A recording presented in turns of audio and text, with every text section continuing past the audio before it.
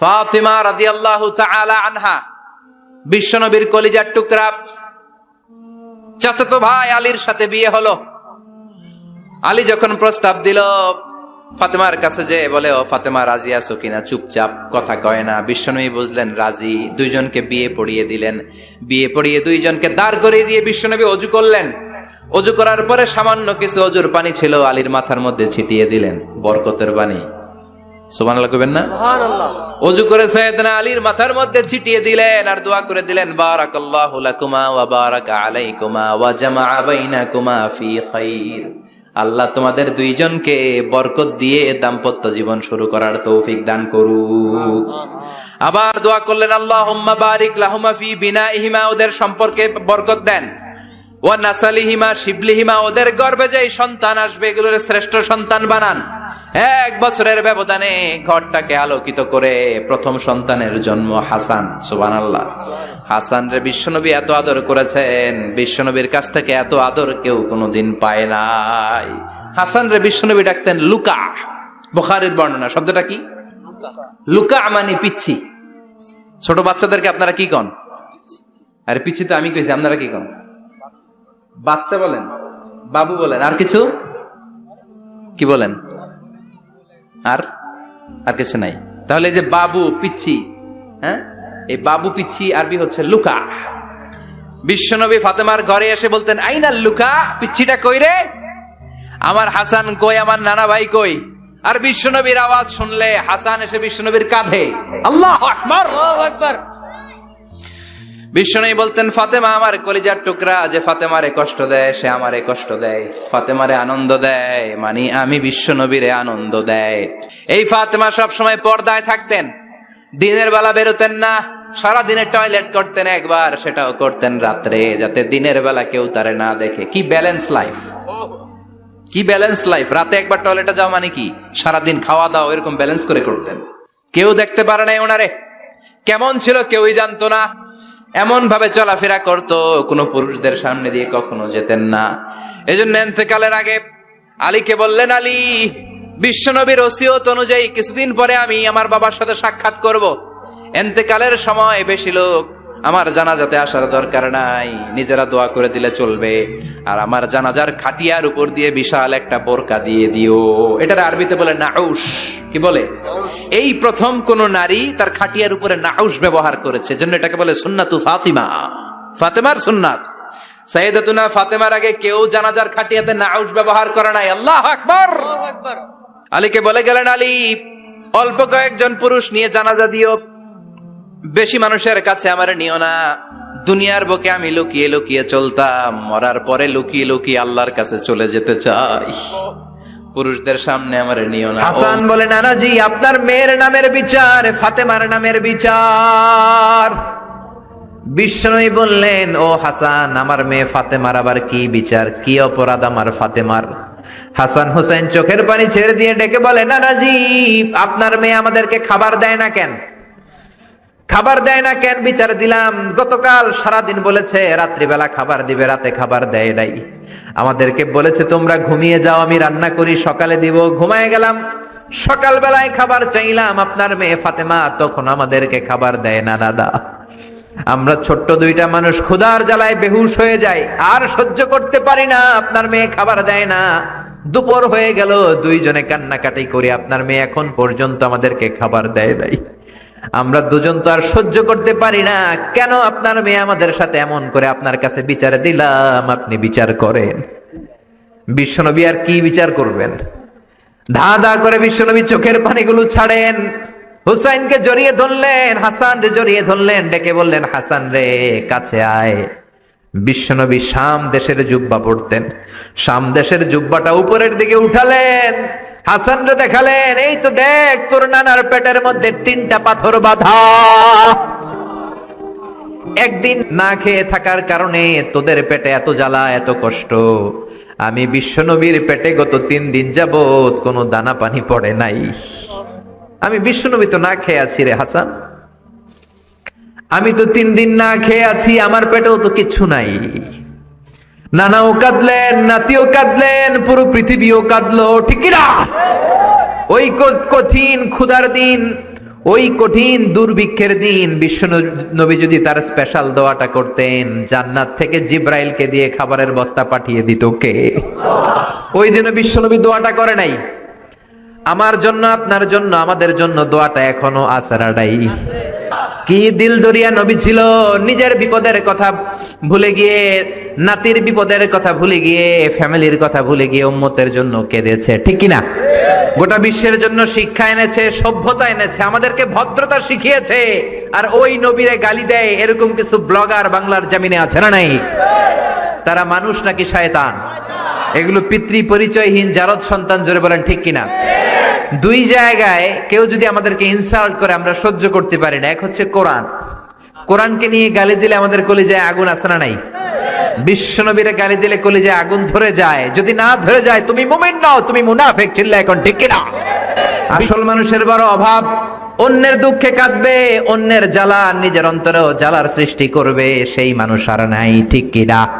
বিশ্ব নবীর আগের গুনাহও নাই, পরের গুনাহও নাই, তারপরেও মুনাজাতে হাউমাউ করে কাঁদতেন। তিনি দোয়ায় বলতেন, আল্লাহ ইন্নী আব্দু কবনু আব্দি কবনু আমাতিক নাসিয়াতি বিয়াদিক। ও আল্লাহ, আমি আপনার গোলাম, গোলামের ঘরের গোলাম, বান্দির ঘরের গোলাম। আল্লাহ আমি আপনার গোলাম, গোলামের ঘরের গোলাম, মানে আমার বাপ আব্দুল্লাহ আপনার গোলাম, আমরা গোলাম বংশের। সুবহানাল্লাহ।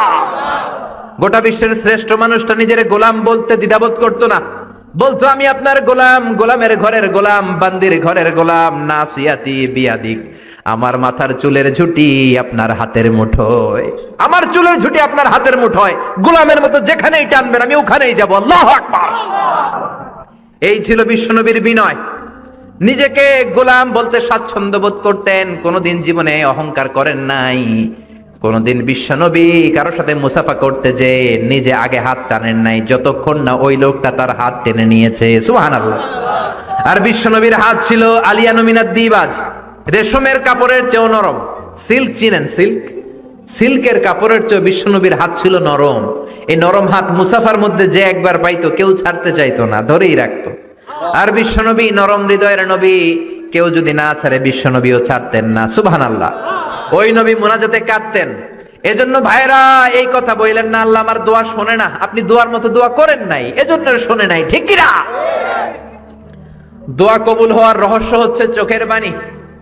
বিশ্বনবী বললেন দুইটা চোখের পানি আল্লাহর কাছে সব চাইতে সেরা। এক হলো জিহাদের ময়দানে রক্তের ফোঁটা, দ্বিতীয় হলো আল্লাহর ভয়ে মোনাজাতের মধ্যে চোখ থেকে বেয়ে বেয়ে পড়া পানির ফোঁটা।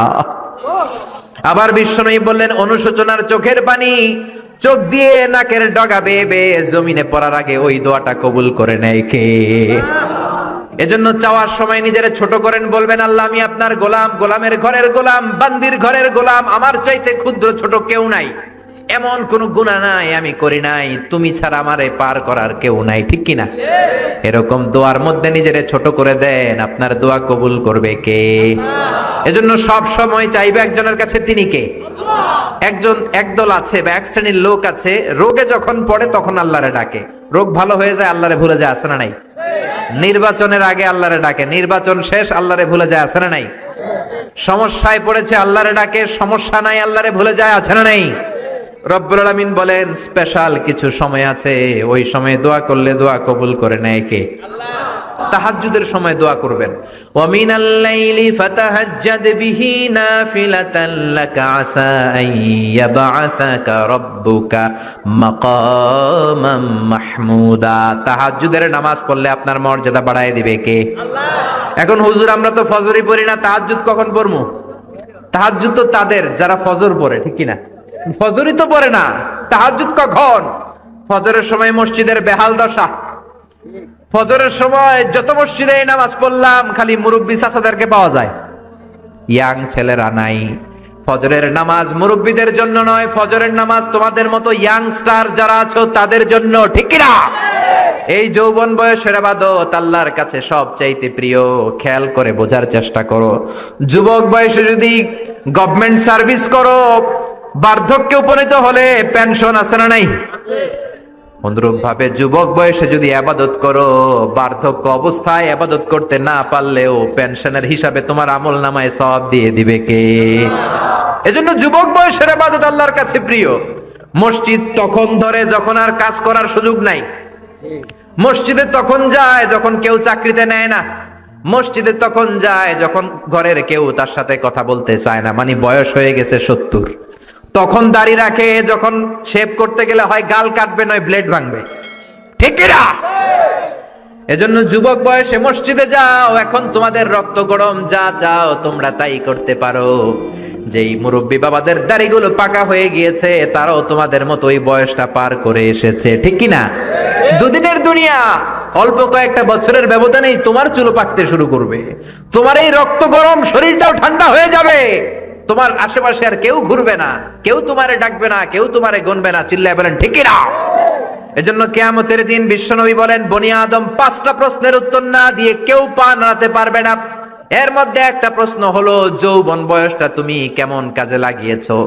যৌবন বয়সে কি ইসলামের পক্ষে স্লোগান দিয়েছো নাকি রাম আর বামপন্থীদের দলে গিয়েছো, ঠিক কিনা? যৌবন বয়সে কি তাফসির মাহফিলে গিয়েছো নাকি মমতাজের গানের কনসার্টে গিয়েছো? যৌবন অবস্থায় তুমি কি কোরআনের অর্থ পড়েছো, ইসলামী সাহিত্য পড়েছো নাকি চটি বই পড়েছো, ঠিক কিনা? পাই টু পাই কিয়ামতের দিন জিজ্ঞেস করবে কে? আল্লাহ। চিল্লায় বলেন কে? আল্লাহ। এজন্য তাহাজ্জুদের অভ্যাস করেন। যারা তাহাজ্জুদ পড়ে তাদের চেহারায় একটা আলাদা গ্লেস আছে। লোকটা কালো হলেও, যদি কালো রঙের লোক হয়, একটা গ্লেস আছে। আমার অনেক কালো বন্ধু আছে। আমি মিশরে পড়েছি, students of more than 100 nationalities, we used to study, stay and dwell in the same place. 100টারও বেশি দেশের ছাত্র থাকতাম। আমার অনেক আফ্রিকান বন্ধু ছিল, কুচকুচে কালো, তেল তেলে, কিন্তু কালো হলো চেহারা একটা সৌন্দর্য আছে না নাই? এজন্য কালো মানুষও যদি তাহাজ্জুদ পড়ে চেহারায় নূর বাড়িয়ে দিবে কে?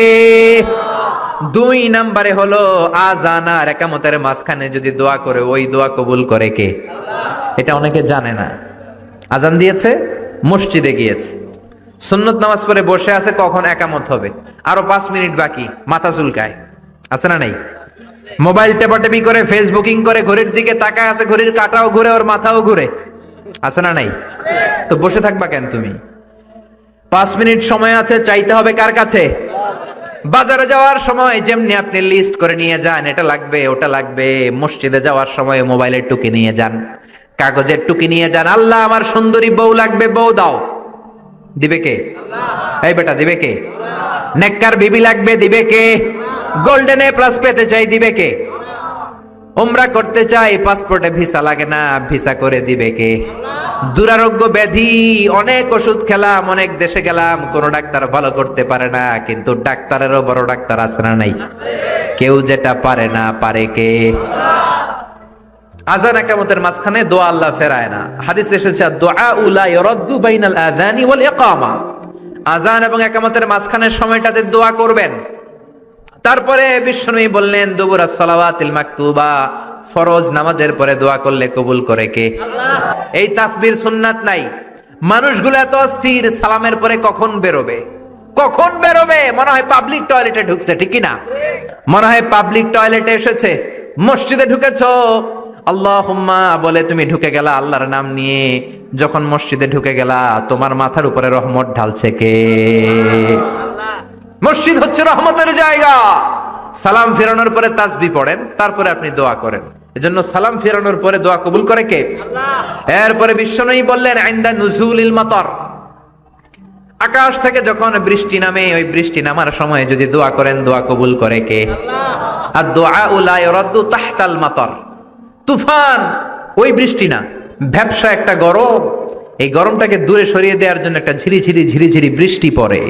ওই বৃষ্টির নিচে দাঁড়িয়ে বৃষ্টির পানি নিয়ে দোয়া করলে কবুল করে কে? আল্লাহ। জানেই না মানুষ, ঠিক কিনা?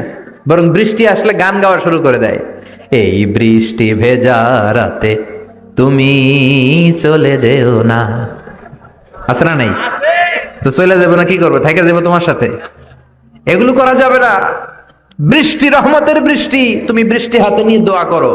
সুন্দরী বউ লাগবে, দিতে পারে একজন, তিনি কে? আল্লাহ। এজন্য চাইতে হবে একজনের কাছে, তিনি কে? কদরের রাতে দোয়া করলে আল্লাহ কবুল করে, খতমে কোরআনের পরে দোয়া করলে আল্লাহ কবুল করে, হজের মানাসিকুল হজের মধ্যে যে দোয়া করলে কবুল করে, মুসাফির দোয়া করলে কবুল করে, রোজাদার ব্যক্তি দোয়া করলে আল্লাহ কবুল করে, মাজলুম ব্যক্তি দোয়া করলেও আল্লাহ কবুল করে। এজন্য বিশ্বনবী বলেছেন, ইত্তাকু দাওয়াতাল মাজলুম, মাজলুমের বদদুয়ারে ভয় করো। ফা ইন্না লাইসা বাইনাহু ওয়া বাইনাল্লাহি হিজাব, তার আর তার আল্লাহর মাঝে কোনো পর্দা থাকে না। মাজলুম দোয়া করলেই কবুল, সুবহানাল্লাহ। এরপরে স্পেশাল দোয়া হলো মা বাবার দোয়া। এই দোয়া কোনোদিন ফিরে না, সুবহানাল্লাহ পড়েন। রাজি আছেন মা বাবার কাছে দোয়া চাইতে? রাজি আছেন তো? কোন ঘর আছে যে ঝগড়া হয় না? এরকম কোন ঘর পৃথিবীতে নাই। ঝগড়া হবে, মা বাবার সাথে মিসআন্ডারস্ট্যান্ডিং হবে, হয়ে যেতে পারে দু চার কথা, কিন্তু ক্ষমা চাইতে হবে, ঠিক কিনা? মা বাবার শুধু দোয়াটাই কবুল নয়, মা বাবার দোয়াও কবুল, বদদোয়াও কবুল। কি আজীব তামাশা! এমন যদি হয়তো দোয়াটা কবুল হয় কিন্তু বদদোয়াটা কবুল হয় না, তাহলে তো বাইসা যেতাম, ঠিক কিনা? কিন্তু দোয়াও কবুল, বদদোয়া। আমাদের সবচাইতে বড় পীর হবে আমার বাবা, সবচাইতে বড় পীর হলো আমার মা, সবচাইতে বেশি আমরা যার কাছে দোয়া চাইতে যাব তিনি হলেন আমার বাবা, তিনি আমার মা। চিল্লায় বলেন ঠিক কিনা? বিশ্বনবী মক্কা থেকে মদিনায় হিজরতের আগে মদিনায় দুইটা গোত্র ছিল। এই গোত্রের মধ্যে 120 বছর ধরে মারামারি। কয় বছর? 120। কেউ এই মারামারিটা বন্ধ করতে পারে না। গোত্র দুইটার নাম হচ্ছে আউস আর খাজরাজ। আউস খাজরাজের মারামারি। বাবা মরে যাওয়ার সময় ছেলেরা ওসিয়ত করা যায়, নসিহত করা যায়, বাবারে আমারে কোপাইছে তুইও কোপাবি। ওই বলে আবার নাতিরে কয় আমারে মারছে তুইও মারবি। তো বংশ পরিক্রমায় মারামারি চলতেই থাকে, কেউ আর থামাইতে পারে না। বিশ্বনবী মক্কা থেকে মদিনায় হিজরত করতে এসে মদিনায় বাসাবাড়ি করে 7 দিনের মাথায় 120 বছরের মারামারি থামায় দিলেন। কি নবী ছিল! মিলায় দিতেন। ফাসলিহু বাইনা আখাওয়াইকুম, ভাইয়ে ভাইয়ে মারামারি লাগলে মিলায়ে দাও। স্বামী স্ত্রীর ঝগড়া হলে মিলায়ে দিবেন। এজন্য মায়েরা, বোনেরা, বিশ্বনবী বলেছেন তাকফুরনাল আশিরা, মেয়েদের সবচেয়ে বড় একটা সমস্যা হচ্ছে স্বামীর নাশুকরি করে। স্বামী দিতে পারলে ভালো, দিতে না পারলে কয় তুমি আমার জীবনে কিচ্ছু দাও নাই। এরকম আছে না নাই? স্বামী আর স্ত্রী বানায় যেজন মিস্ত্রি সে বড় আজব কারিগর, ঠিক কিনা? এজন্য এই সম্পর্কটা সাইয়েদানা আদম আর হাওয়া থেকে শুরু হয়েছে। কিয়ামত পর্যন্ত স্বামী আর স্ত্রীর এই সম্পর্কের মাধ্যমে গোটা বিশ্বটারে জারি রেখে দিয়েছে কে? তো এই জন্য নারীদের জন্য জান্নাতে যাওয়া সহজ, তারা যদি কিছু প্রসিডিউর মেনটেন করে। বিশ্বনবী বললেন কোন নারী যদি 4টা কাজ করে ওই নারীর জন্য 8টা জান্নাতের দরজা খুলে দিবে কে? আল মারআতু ইযা সাল্লাত খামসাহা সামাত শাহরাহা আতাআত বা'লাহা হাফিজাত ফুরুজাহা ফালতাদখুল মিন আইয়ি আবওয়াবিল জান্নাতি শাআত। মায়েরা ভালো করে শুনেন, যে নারী 5 ওয়াক্ত সালাত পড়বে, রমাদানের রোজা রাখবে, স্বামীর আনুগত্য করবে, লজ্জাস্থানের হেফাজত করবে, এই 4টা কাজ করলে আল্লাহ তাআলা তার জন্য 8টা জান্নাতের দরজা খুলে দিবেন। এজন্য বিশ্বনবীও কালেকশন করতেন। তো বিশ্বনবী বললেন মহিলারা বেশি বেশি দান করো।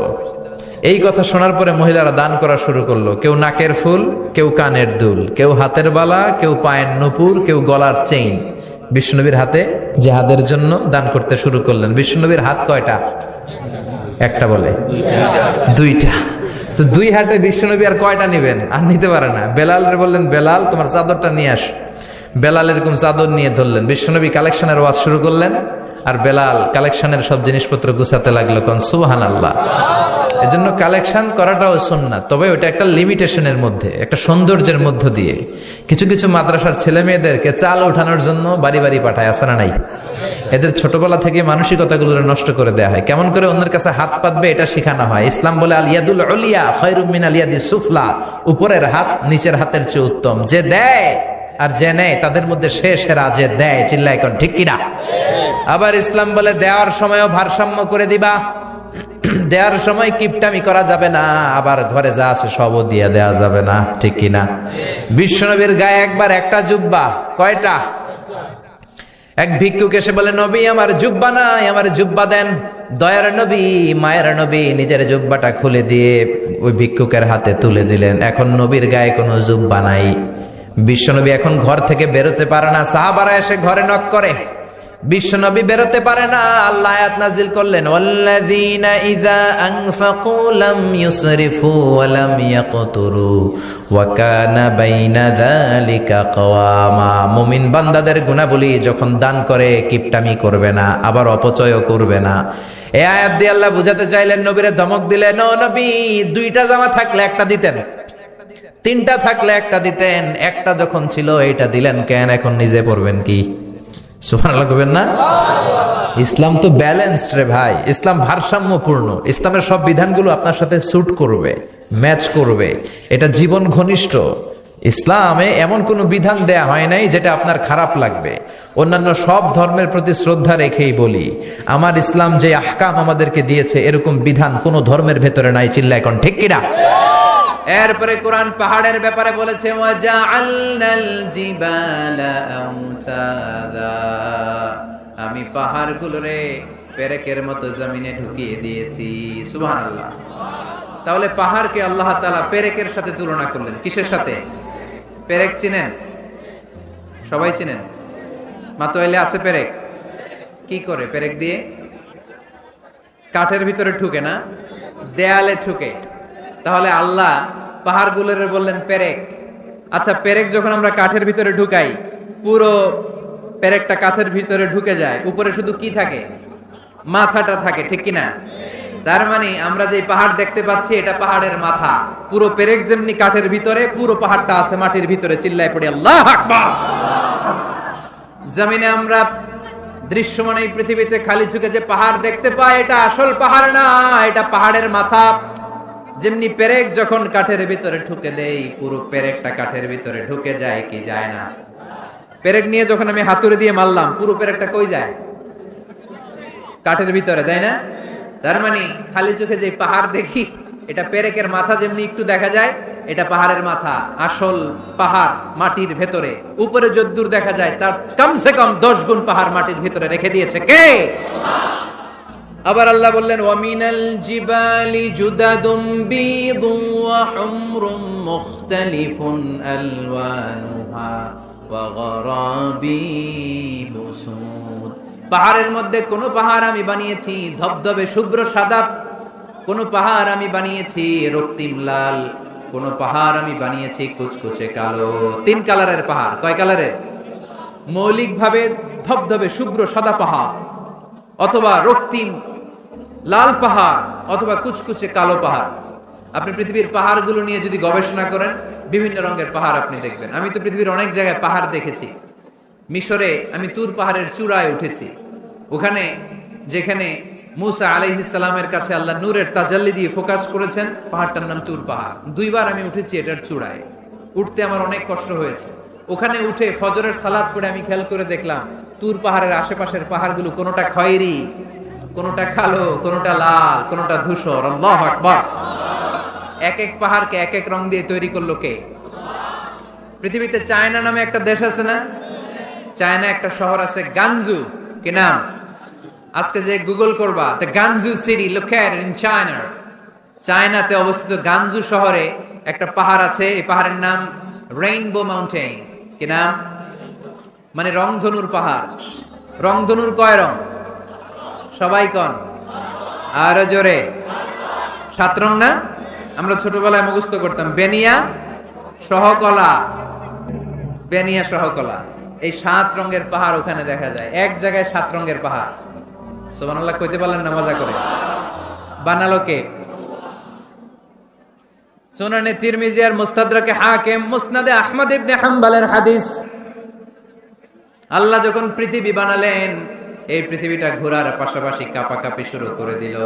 এই পৃথিবীর কাঁপাকাঁপি বন্ধ করার জন্য রব্বুল আলামিন পৃথিবীর মধ্যে পাহাড় গেড়ে দিলে। 7টা tectonic plate, 7 tectonic plates creates the mountain range on earth. 7টা টেকটনিক প্লেট আল্লাহ দিলেন। পৃথিবী সৃষ্টি করার পরে পৃথিবী কাঁপে। আল্লাহ পাথর দিয়ে পেরেক মারলেন, পৃথিবী আর কাঁপে না। সুবহানাল্লাহ কর। ফেরেশতারা দেখে তো অবাক। ফেরেশতারা বলে, আল্লাহ পাহাড়ের এত শক্তি, পাহাড় গেড়ে দিলেন পৃথিবীতে, আর পৃথিবী কাঁপে না। হাল মিন খালকিকা আশাদ্দু মিনাল জিবাল। আল্লাহ আপনার সৃষ্টির মধ্যে পাহাড়ের চেয়ে শক্তিশালী কি কিছু আছে? আল্লাহ বললেন, নাআম, আছে। আল হাদিদ, লোহা। লোহা পাহাড়ের চেয়ে শক্তিশালী, কারণ লোহা পাহাড়ে মারলে পাহাড় ভেঙে যায়, ঠিক কিনা? ফেরেশতারা আরো অবাক, লোহা এত শক্তিশালী। হাল মিন খালকিকা আশাদ্দু মিনাল হাদিদ। আল্লাহ, তাহলে লোহার চেয়ে শক্তিশালী মনে হয় কিছু নাই, আছে? আল্লাহ বললেন, নাআম, আছে। আন্নার, আগুন, কারণ আগুনের মধ্যে লোহা ফেলে দিলে লোহা গলে যায়, ঠিক কিনা? ফেরেশতারা তো আরো অবাক। ফেরেশতারা বলে, তাই নাকি? আগুন এত শক্তিশালী? তো হাল মিন খালকিকা আশাদ্দু মিনান নার, আল্লাহ আপনার সৃষ্টিতে আগুনের চেয়ে শক্তিশালী কিছু আছে? আল্লাহ বলে আছে। আলমা, পানি, কারণ আগুনের মধ্যে পানি ঢাললে আগুন পাওয়া যায়।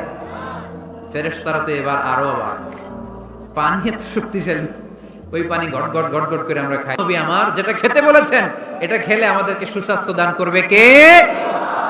তার মানে প্রাণীবিদ্যায় আমরা কোরআন থেকে যে তথ্য পেয়েছি, এই তথ্যের সাথে বিজ্ঞানের তথ্যের মিল আছে না নাই? কোনো অমিল আছে? কিন্তু বিজ্ঞান যদি কোনো অমিল খুঁজে পাওয়া যায়, বিজ্ঞানী বাবাজিদের কি করতে হবে? কি করতে হবে? They have to wait unless they get their final discoveries, the latest and modern invention. তাদের নতুন ইনভেনশন যতক্ষণ না আসে বসে থাকতে হবে, কারণ তোমাদের কথা ফাইনাল না। বিজ্ঞানের সবচেয়ে বড় থিওরি যে বিজ্ঞানের কোন থিওরি ফাইনাল না, আর কোরআনের সবচেয়ে বড় থিওরি কোরআন যাই বলেছে তাই। মনে থাকবে? এজন্য কোনো কিছু যদি বিজ্ঞানী ভাইয়েরা অমিল পান, ওয়েট, বসেন, রিল্যাক্স, চা খান, ঠান্ডা মাথায় চিন্তা করেন, আরো গবেষণা করেন, যেটা অমিল পাইছেন গবেষণা বেশি বেশি করলে ওইটা অমিল পেয়ে যাবে, ঠিক কিনা? যারা অন্ধকারে সুন্দরী নারী পেলে ধর্ষণ করতে দেরি করে না, চিল্লায় বলো ঠিক কিনা? এই জন্য নারীদেরকে সম্মান দিয়েছে ইসলাম। সাইয়েদনা আদম আলাইহিস সালাম আর হাওয়া আলাইহিস সালামকে শয়তান জান্নাতে নেকেট করতে চেয়েছে। ওই শয়তানের মিশন দুনিয়াতে আজ আছে না নাই? আল্লাহ বললেন ওয়াত-তিনি ওয়াজ-যাইতুনি ওয়া তুরি সিনিনা ওয়া হাযাল বালাদিল আমিন। তো সূরা ৩ এর কসম কাটলো কে? ডুমুর ফলের কসম কেটেছেন। এরপর আল্লাহ বলেছেন ওয়াজ-যাইতুন, যাইতুনের কসম। যাইতুন মানে অলিভ অয়েল, যাইতুন মানে কি? Olive oil. জলপাই, বাংলায় বলে জলপাই। বাংলায় কি বলে? জলপাই। জলপাই খাইছেন আপনারা? জি। বাংলাদেশের জলপাই আর আরব দেশের জলপাইয়ের মধ্যে একটু পার্থক্য আছে। এই যাইতুন, অলিভ অয়েল বা জলপাই, এটা হিল ট্রাক্স, পাহাড়ি এরিয়াতে জন্মায়। বিষ্ণু বলেছেন কুলু যাইত ওয়াদাহিন, যাইতুনের তেল খাও, তেল দাও, তেল মালিশ করো। যাইতুনের তেলে আল্লাহ বরকত ঢুকাইছে। আপনার দেহের যে ব্যাড কোলেস্টেরল লেভেল আছে এটাকে নামিয়ে ফেলবে। সুবহানাল্লাহ পড়েন। যাইতুনের তেল দাড়িতে মাখবেন, চুলে মাখবেন, দাড়ি চুল সহজে পাকবে না। যৌবনকে আমরা ধরে রাখতে চাই না, তাহলে যাইতুনের তেল খাবেন। এটাকে সালাদের মধ্যে ইউজ করা যায়, সালাদে ড্রেসিং করার জন্য ইউজ করা যায়। তিন ধরনের যাইতুন আছে। একটা হচ্ছে extra virgin, less than 1% acid দিয়ে এটাকে পিউরিফাই করে। নোয়াখালীতে কোনো সুপার শপ আছে কিনা? কেনাকাটা নোয়াখালী সুপার মার্কেট। আচ্ছা, আর কি আছে? কেনাকাটা। এই কেনাকাটা বা স্বপ্ন বা আগরা, এগুলোর ভেতরে আপনারা এই যাইতুনের তেল পাবেন। এটা খাবেন, এটা বাচ্চাদের গায়ে মালিশ করবেন। চামড়ার মধ্যে মালিশ করলে, ম্যাসেজ করলে চামড়ার ত্বকের মধ্যে ভাঁজ পড়বে না, আপনার যৌবন আপনি ধরে রাখতে পারবেন। আলহামদুলিল্লাহ পড়েন।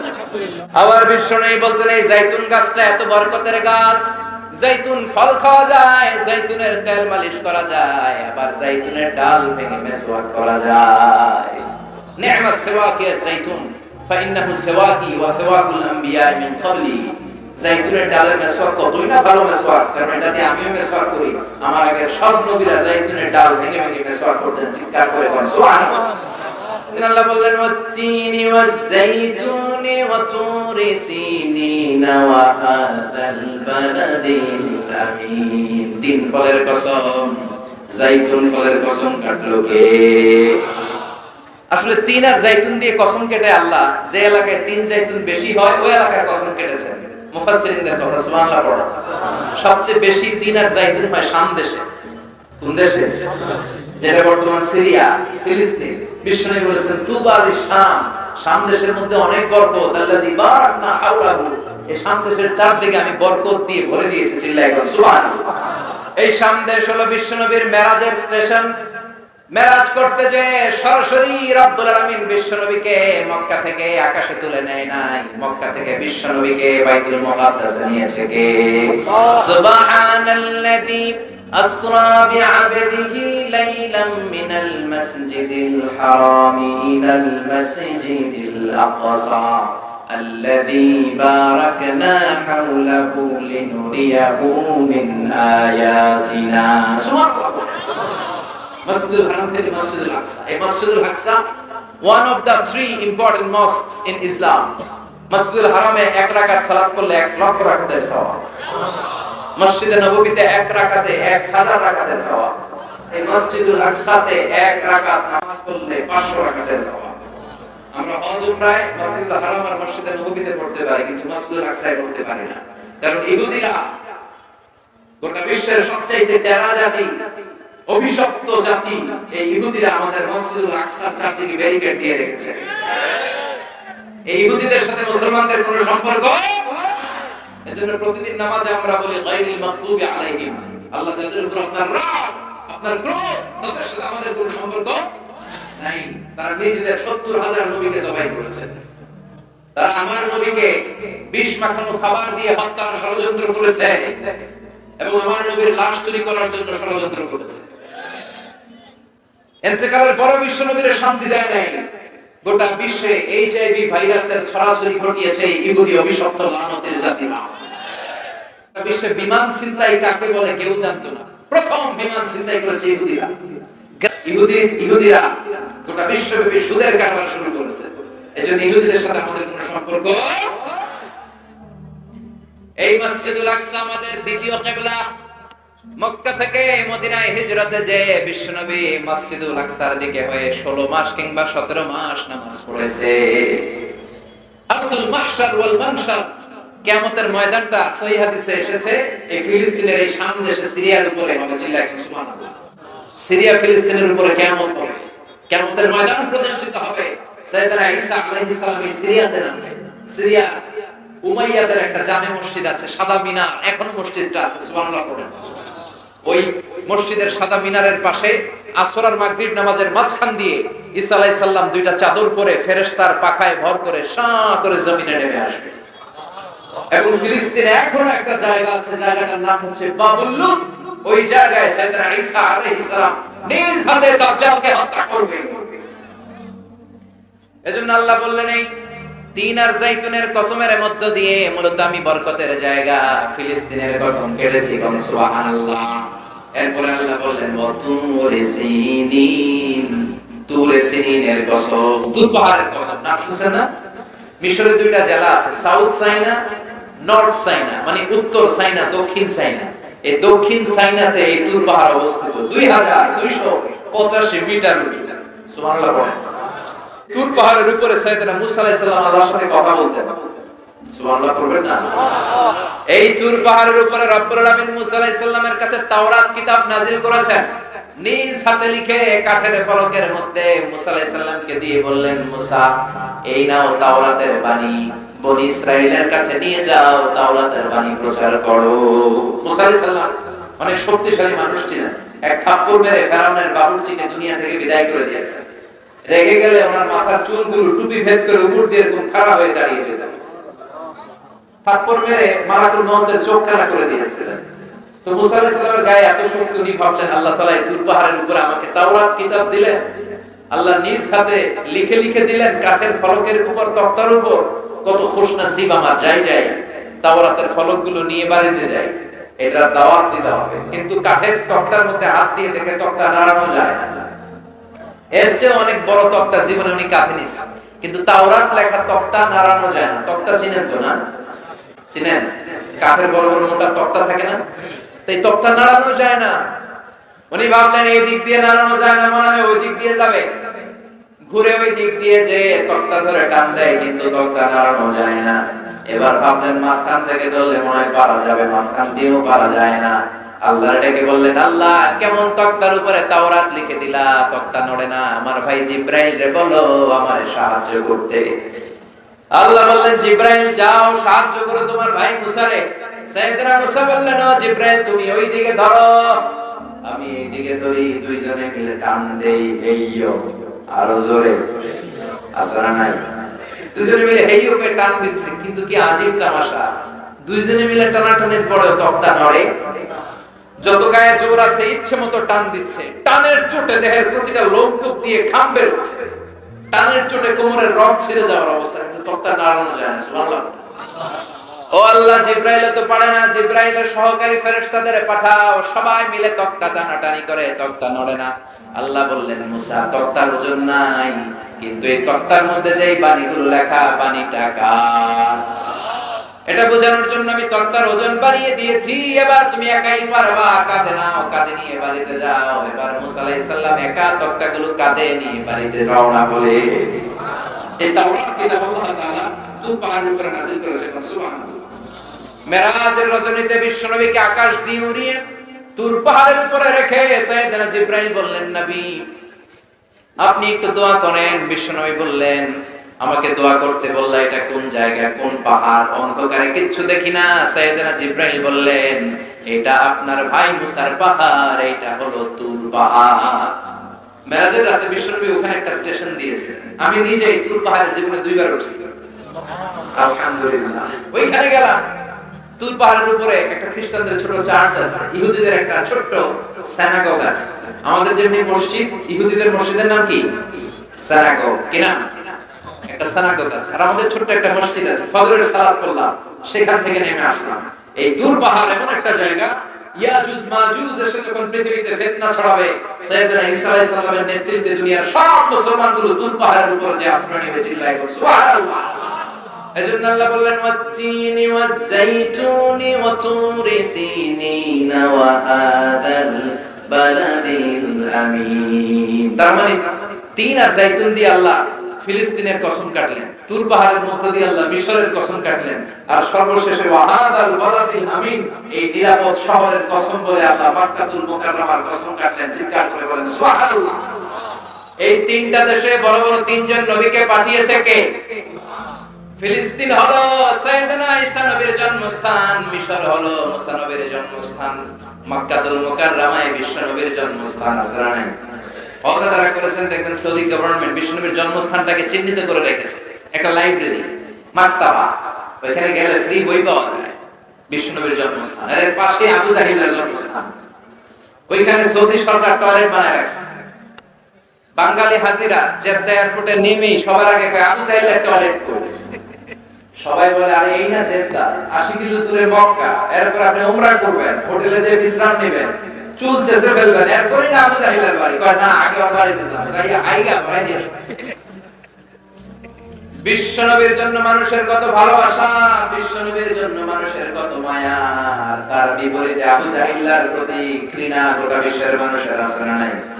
কারণ আবু জাহিল হলো জঙ্গি, বিশ্ব নবী হলো মুজাহিদ। ঠিক কি না? এজন্য বিশ্বনবী বলতেন, মক্কা তো আহাব্বুল বিলাদ ইলাইয়া, মক্কা হলো আমার কাছে সবচাইতে প্রিয় জায়গা। লাউলা খরিজতু লামা খারাজতু, মক্কা থেকে জোর করে যদি আমাকে কুরাইশরা বের করে না দিত, আমি কোনদিন মক্কা ছাড়তাম না। সুবহানাল্লাহ। আল্লাহ বললেন, এটা হচ্ছে মাসাবাতান লিন-নাসি ওয়া আমনা, সব মানুষের মিলন কেন্দ্র। কাবায় যখন আযান হয়, তখন মৌমাছির বাসার দিকে মৌ পোকাগুলো যেমনি ভনভন ভনভন করে ছুটে, সবগুলো মুসল্লি কাবা ঘরের দিকে ছুটতে থাকে, চিৎকার করে পড়েন সুবহানাল্লাহ। আল্লাহু আকবার বললেই লক্ষ লক্ষ মুসল্লিরা কাবার চারদিকে সেনাপতির কমান্ড আসার সাথে সাথে যেমনি মুহূর্তের মধ্যে গোল হয়ে দাঁড়িয়ে যায়, সবগুলো মুসল্লি, লক্ষ লক্ষ মুসল্লি 5 সেকেন্ডের ব্যবধানে সব গোল হয়ে দাঁড়িয়ে যায়। চিল্লায় করে সুবহানাল্লাহ। এজন্য আল্লাহ বললেন, এটা হলো বরকতের জায়গা, নিরাপত্তার জায়গা। প্রতিদিন কাবা ঘরকে কেন্দ্র করে রব্বুল আলামিন 120টা রহমত নাযিল করে থাকে। কয়টা? জোরে বল। 60 লিত-তাওয়াফিন, 60টা রহমত যারা তাওয়াফ করে। 7 টার্নস মেক আ তাওয়াফ। কাবার একটা কর্নারে একটা স্টোন আছে, ব্ল্যাক স্টোন, হাজারুল আসওয়াদ। এটাতে কিস করলে জীবনের সব গুনাহ এই স্টোনে, পাথরটা টেনে নিয়ে যায়।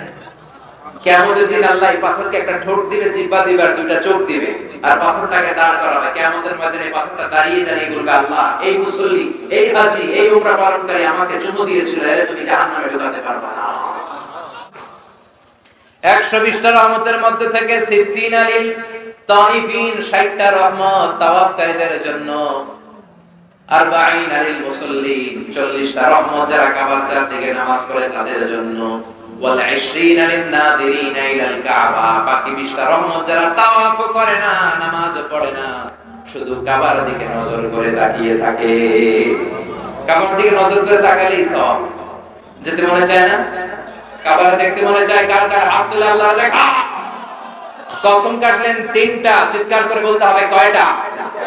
তিনটা কসম কেটে কত গুরুত্বপূর্ণ একটা কথা বলবেন, এটা না শুনেই চলে যাবেন?